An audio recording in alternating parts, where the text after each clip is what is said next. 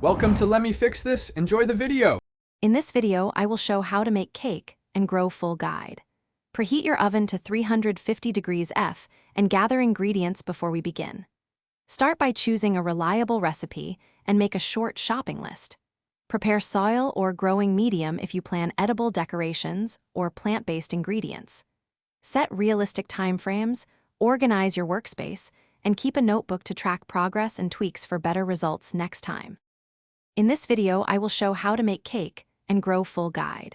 Mix flour, sugar, eggs, and liquids gently to avoid overworking the batter.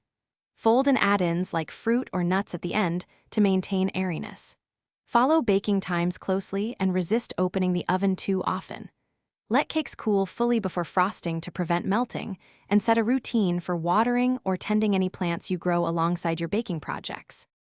In this video, I will show how to make cake and grow full guide.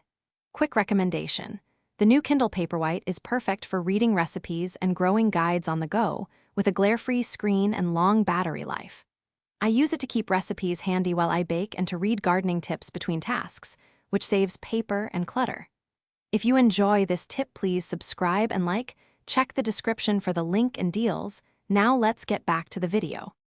In this video, I will show how to make cake and grow full guide. Choose containers with good drainage if space is limited, and position plants where they receive appropriate light.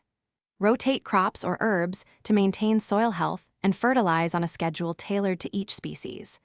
Observe pests early and use gentle controls. Combine growing herbs or edible flowers with baking to create a full kitchen-to-garden workflow you can enjoy daily. Thanks for watching. If you found this helpful, don't forget to like and subscribe.